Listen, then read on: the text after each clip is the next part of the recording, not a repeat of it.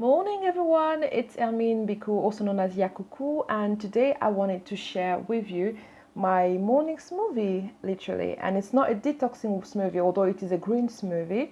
And yeah, so I'll just show you how to make my smoothie. And this smoothie is good for vegetarians, good for vegans as well. And yeah, so I'll just get started and show you how I do my smoothie. So first of all, just because I say it's good for vegetarian and vegan, the reason being is that obviously if you're vegetarian or vegan, you may be not eating all the fatty acid from animal product, obviously. So here I've got a third cup of linseed linseed, and I also have I would say it's an eighth of a cup of chia seeds, and this will make my I'll just get all the chia seed out. Just give me a second. Here we go. That's okay. Yeah, so the reason I'm mixing these two is just so that I can have a protein boost, and also it's great with omega-3 and also a lot of fatty acid as well. That's very, very beneficial for vegans or vegetarians. So I would just go and put it in my blender, and then this is kind of a coffee grinder, so I'll just blend it and wait a second. Okay, so blend it again. Okay, that's fine. So that's ready. So we'll set it to the side. And as you can see, it's a nice powder. Oops, I made a mess. I'll show you the powder. It's a beautiful powder and it's good. And you can actually keep it for about maybe I would say 6 weeks to 3 months in your fridge. And it's very good if you can add it to your vegan recipes, if you're making any cakes or if you're making any other bakeries, or you can also add it to your smoothies or any other drinks that you want, because it's very good with the fatty acids. Now, I've got my water already put here, so I usually just do my smoothies with water. I'm not really a fan of almond milk, although I like in baking. And yeah, so I just like natural milk, and I prefer banana milk, so therefore I've got banana there. So just to show you what I need for this, and I've got just a stick just in case I need to push anything down. And then I've got some, I'll just set it up first of all and open it for you so you can see. Yeah, so that's just some clear water. And here I've got just over 2 handfuls of spinach with a small handful of kale. You can see the curly kale and some spinach.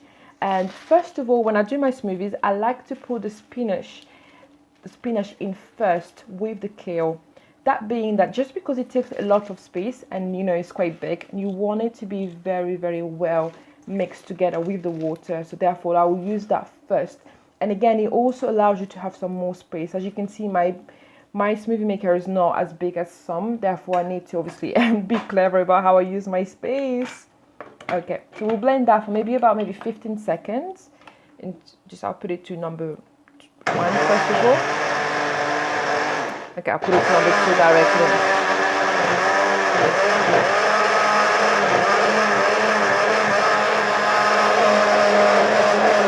There we go, and that's about it now, and that's fine. Now we'll add bananas. And again, the reason I'm adding banana could be left out in this recipe, but the reason I'm adding banana is because I don't want this to be a detoxing. I want it to be nice and good for me, but it's not meant for detoxing. And that's also good just in case you want to try a smoothie with spinach. It can have a detoxing effect, but obviously if you're a woman and you're pregnant or you're breastfeeding, then you should probably add bananas as well, because that would reduce the detoxing effect. Because obviously when you're detoxing, you don't want to detox while you're breastfeeding, for instance, because that means that one way is obviously the materials that you want to detox will come out through fluids. So if you're breastfeeding, so it might come and get mixed with your milk.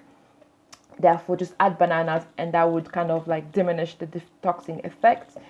And I've got some cucumber as well. I love cucumbers in my recipes, and I really love that because it's very good, and it's high in water content, and yeah, it's lovely. I'm just tempted to eat one, but I won't.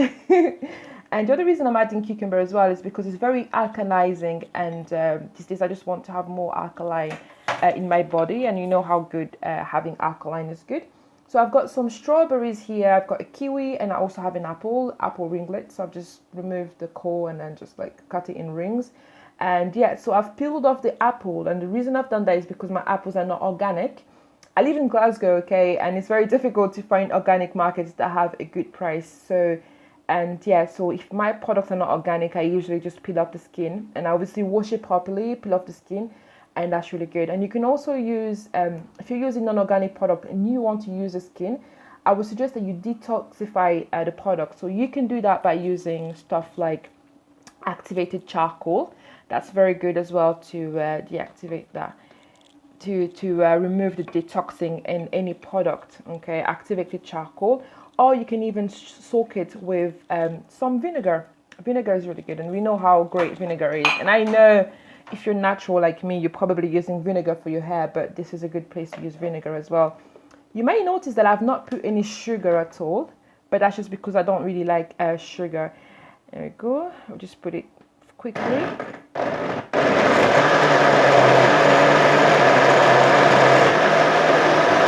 Okay, so it's almost ready, but it's not quite ready yet. So I'm just gonna add my last ingredients. Cinnamon. I love cinnamon. I love cinnamon, and it's really good to lower lower your blood sugar level.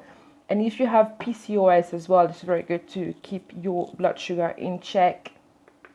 And anyone else as well who wants to lose weight or whatever, this is a great product, by the way.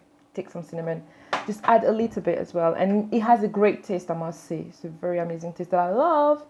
Okay, so now this is the chia mix that you might have seen from the beginning of the video, and I'm just gonna add maybe 2 tablespoons of it, and sometimes I add a bit more. I'm really generous with my tablespoon, but that's just because it's for myself and for my, you see, for my husband, so it doesn't really matter. And bear with me 1 second, that's fine.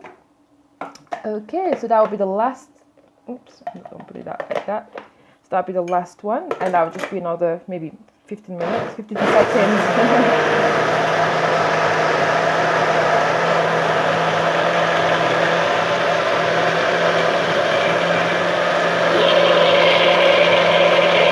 That is lovely. Can you see